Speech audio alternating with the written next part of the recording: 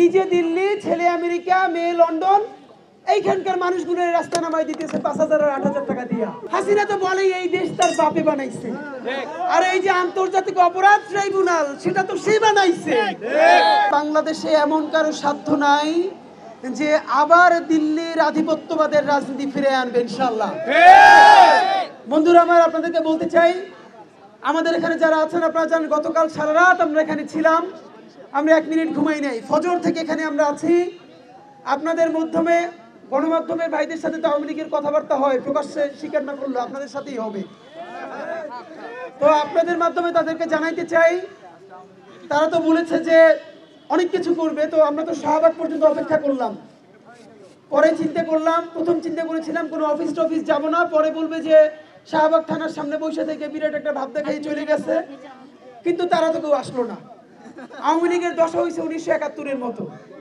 মহান মুক্তিযুদ্ধে যে আমি হরতাল ডাকছি তোরা গিয়ে ঘুমা,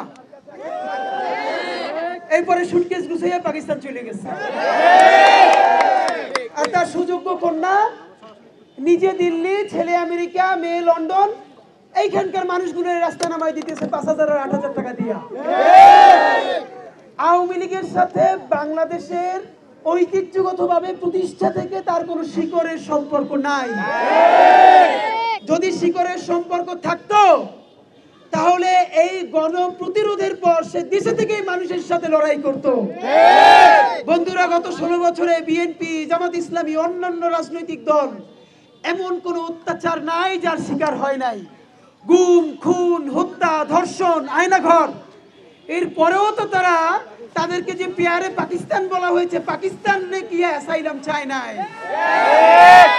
এই মাটিতে থেকে তারা লড়াই করেছে, স্ত্রী সন্তান মাকে হারিয়েছে, তারপরেও তারা লড়াই করেছে।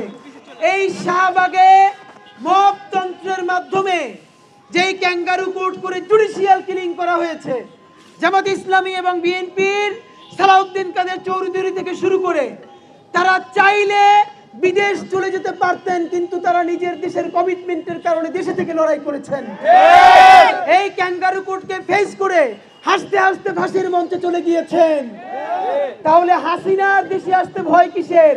হাসিনা তো বলে এই দেশ তার বাপে বানাইছে, আর এই যে আন্তর্জাতিক অপরাধ ট্রাইব্যুনাল সেটা তো সে বানাইছে। এইখানকার নিয়ম কানুন আওয়ামী লীগের এবং দিল্লির লেসপেন্সাররা বানাইছে। এখন পর্যন্ত এখানে আমলাতন্ত্র, এখানে আর্মি, এখানে জুডিশিয়ারি সবকিছুই আওয়ামী লীগের এস্টাবলিশমেন্ট আছে। তারপরেও তার বানানো আদালতে তার হাজিরা দিতে সমস্যা কিসের? আমরা আর একটা শাহবাগতন্ত্র কায়েম করতে চাই না, আমরা হাসিনার ফাঁসি চাই না, বিচার চাই।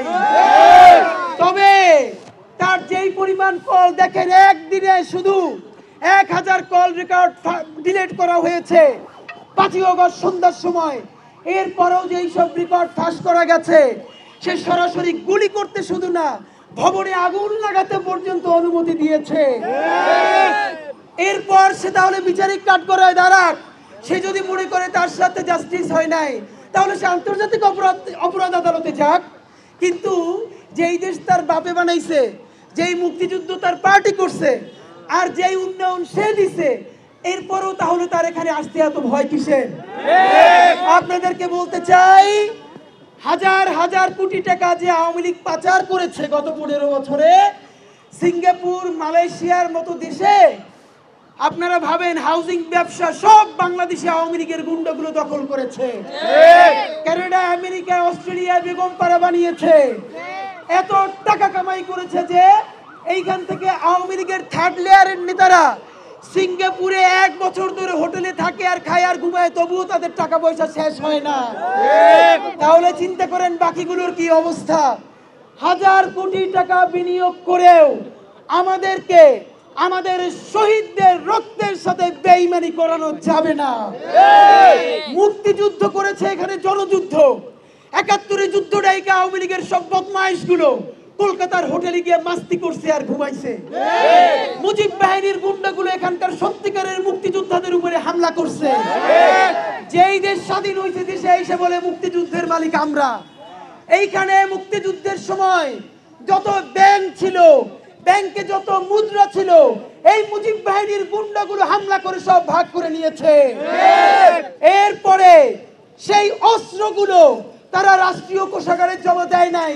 ৭৪-৭৫ পর্যন্ত সেই অস্ত্র দেখিয়ে ধর্ষণ করেছে, গুম করেছে, খুন করেছে। ৭৪-৭৫-এর যে দুর্ভিক্ষ, সেই দুর্ভিক্ষর গল্পেও বাংলাদেশের ইতিহাস থেকে তারা গুম করে দিয়েছে। আপনাদেরকে বলি, আওয়ামী লীগের রাজনীতি মানেই আগুনের রাজনীতি। আগুন ছাড়া বাংলাদেশে আওয়ামী লীগ কোনো রাজনীতি করতে পারে নাই।